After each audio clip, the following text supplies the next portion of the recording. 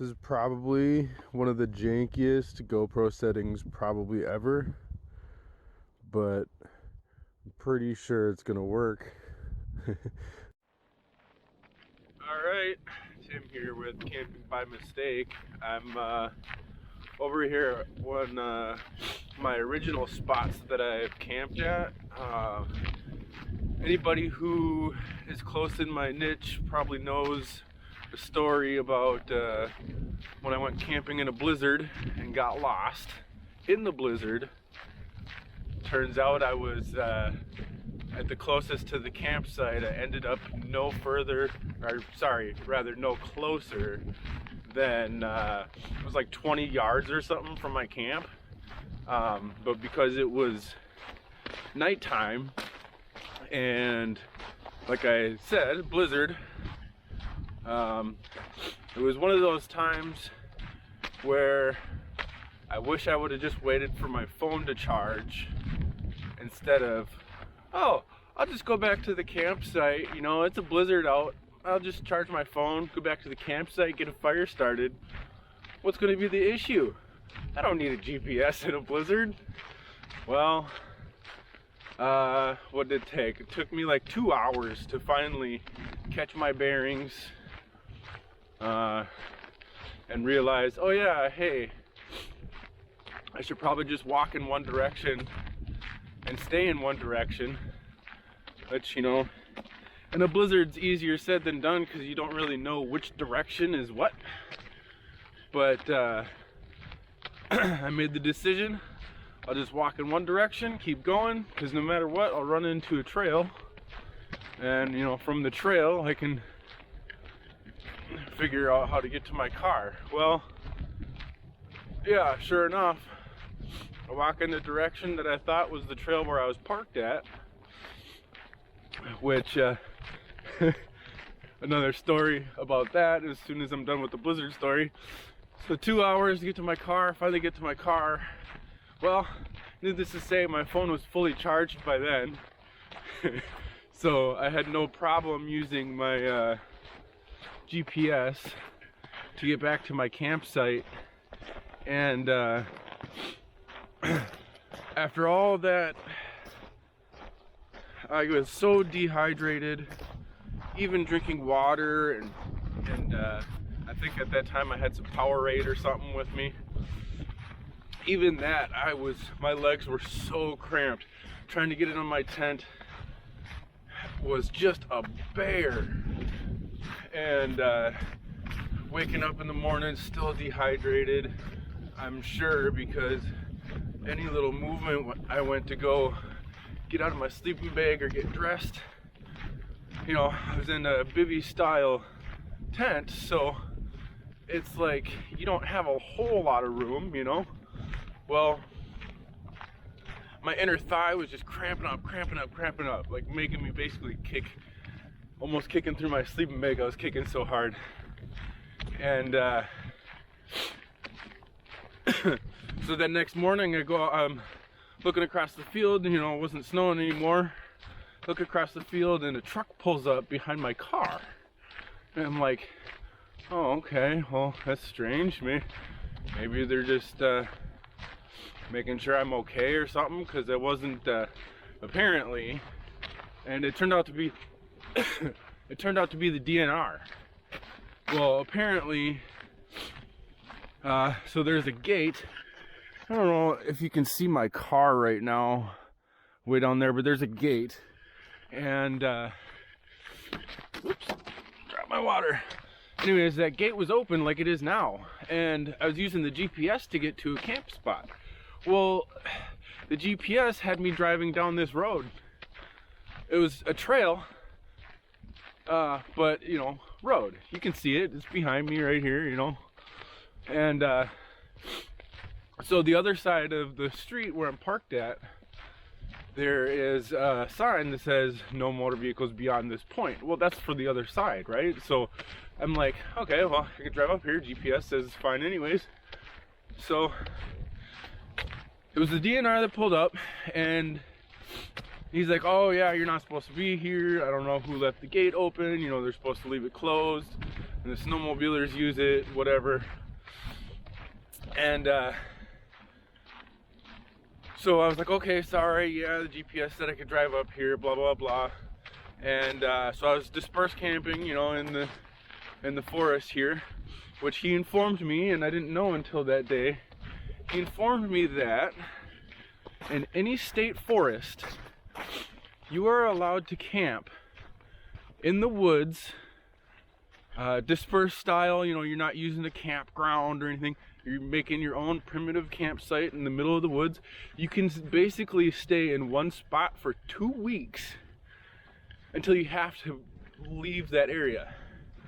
So I'm like, okay, cool. Well, actually in the winter it's 3 weeks, but in the during the camping season, you know, normal people's camping season, it's 2 weeks. So I was like, okay, well, that's cool to know. That's cool to know. So now, and I don't know if that's all state forest in every state, but at least here in Minnesota it is that way. So he's like, okay, well, next time, you know, just don't come up on this trail. You'll have to park down at the gate or whatever. It's like, okay, I understand. Thank you, sir. He gave me his card, said if I have any questions or issues, just give him a call. So that was pretty cool. And unfortunately, I don't have any photos or video from that, which I did take at the time, but it was on a phone of mine that I had lost. So I no longer have that footage. But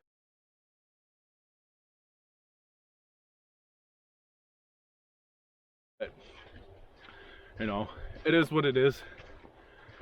And I'm trying to see if I can remember how to get to this place without having to pull my GPS out, but chances are I might have to. It should be pretty straightforward. It's an old logging road, and so I don't know if they currently use it for logging, but this particular forest, it's primarily like a coniferous forest. Lots of pines. There's a few birches here and there. Some other guys. You can see this is pretty much what you're gonna get in this area around me for trees. So a hardwood coming by is sometimes not easy. I'm half tempted to pick up that pine tree. But either way, you know, good times. Oh, never mind my phone. I gotta put that on vibrate. So, yeah. I wanted to come to this spot again because my my last spot that I went camping at, which there is pictures of, you'll see my bivvy tent underneath a underneath a tarp. Well, if to the keen eye, or to the naked eye, people who don't know much well about plants and the wildlife, which I knew about but wasn't exactly sure what it looked like, primarily poison ivy. Yeah, so my first time at that site, and I actually camped there a couple times, and didn't have a reaction from it again, because I knew better the second, and third, and fourth time. I think I know so much. I admire that.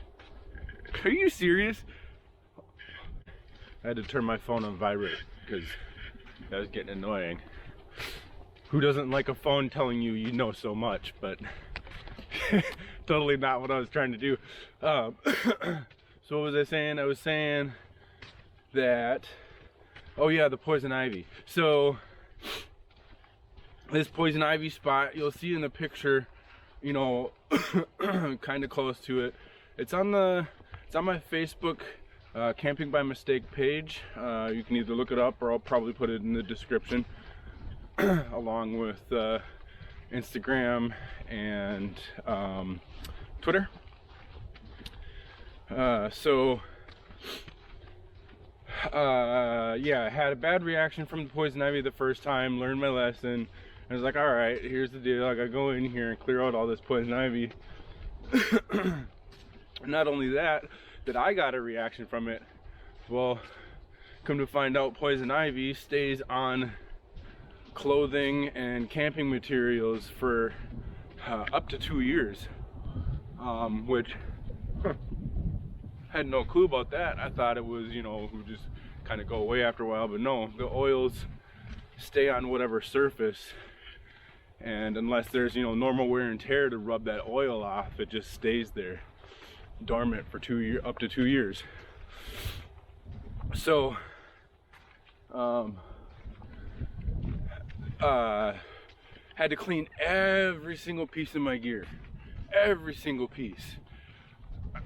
All my backpacks, my tents, because well, not tents plural, tents singular, but tent, tarp, everything.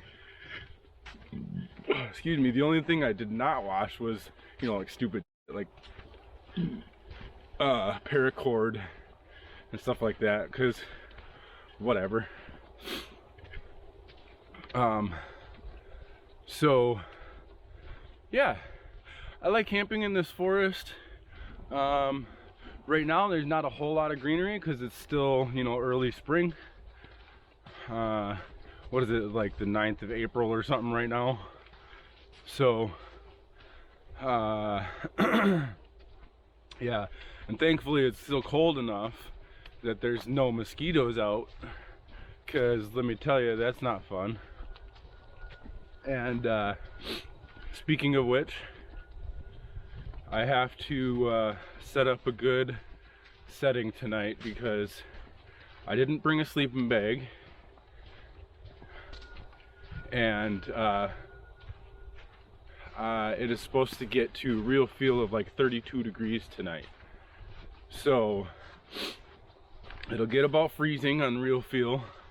The only thing I have to say about that is I'm using a double shelter method, which you will see soon, as soon as I start getting it set up. I am probably halfway to the site right now, and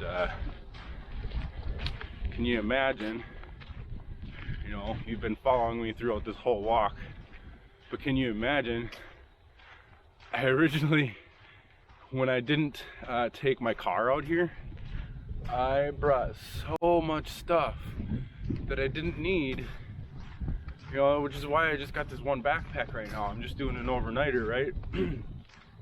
Like usual on the weekend that I do this, it's usually just a one-nighter unless I can get out a Friday night, which rarely happens.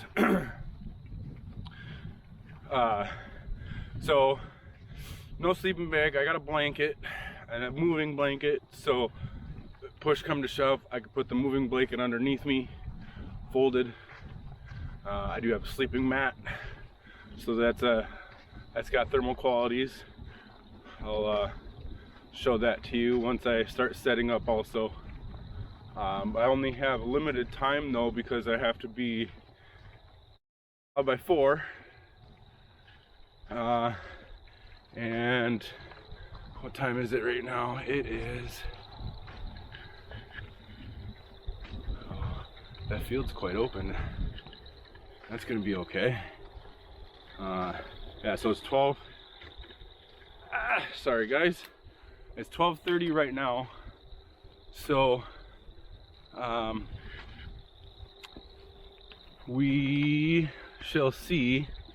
That means I have like I don't know, 2.5, 3 hours. No, because I gotta be work at 4. So I have yeah, like 2 hours, 2.5 hours before I gotta leave. So I got a lot of work to do, but that's all right. I think, 1 second, let me look here. Yeah, my battery's about to die, which is fine because I got to the trail where I need to enter to get to my campsite. So I'm gonna do some turning you around, change the battery, and yeah.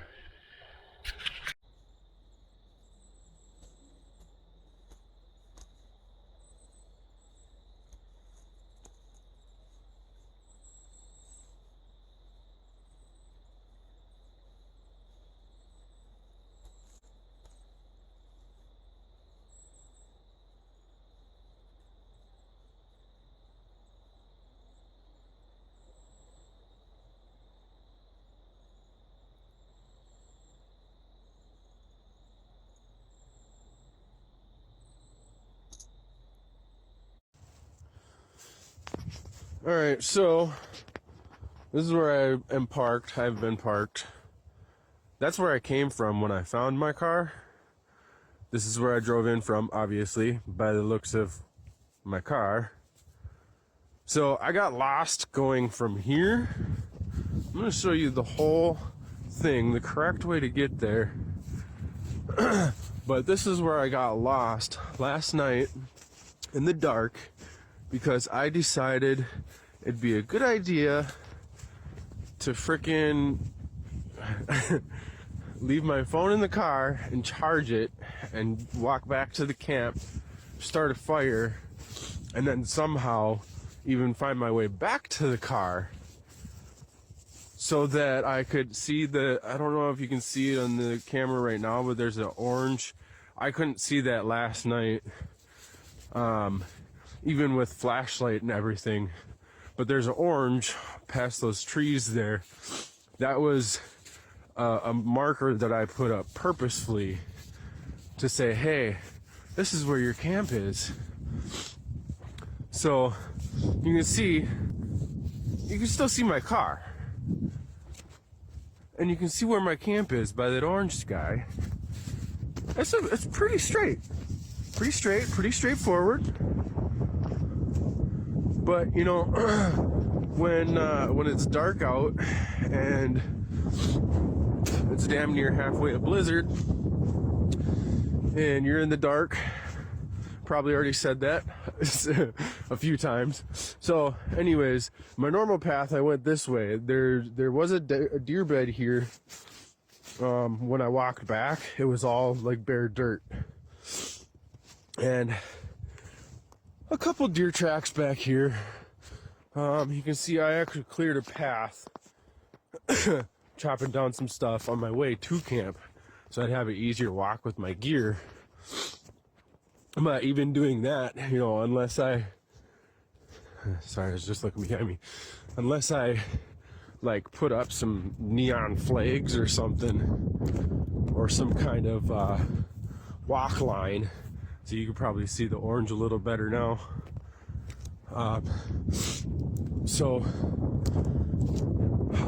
There was a point where I was see, you can kind of see the car from here,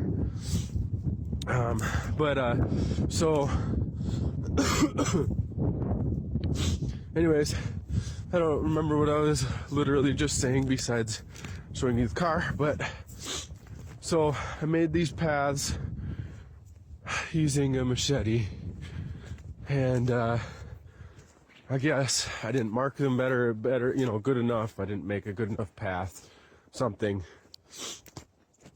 But yeah, I know it's a little wobbly on the camera, but there's a lot of stuff to walk over.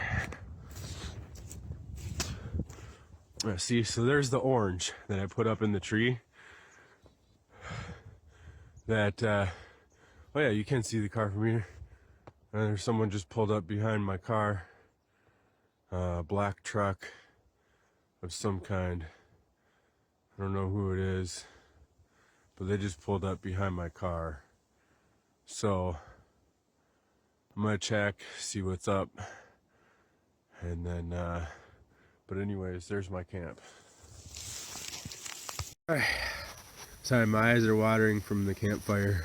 So that truck that pulled up behind my car was actually DNR. Pretty cool guy. His name's Trent.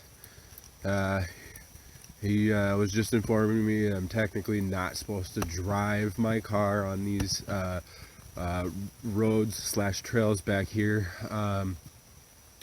Like I said, totally cool guy, totally understanding. Just gave me a warning, seeing as I didn't properly know, and I took a picture of a sign down at the road as a countermeasure. Thankfully I did that countermeasure because it proved that I thought that I was in the right, which obviously clearly now I know I'm not. He explained I can disperse camp back here as much as I want, wherever I want, as long as it's further than a mile from any other camp, which the closest camp is within a mile, but it is closed. It's a horse camp. So he said I'm fine. He's not making me move my car because I told him I'd be leaving the woods here in a few hours, you know, before dark, because I don't want to pack up in the dark. So that's what that is. And then yeah, so I'm about to eat lunch. Finally got the campfire back up again. So I'm gonna eat some lunch, get back out,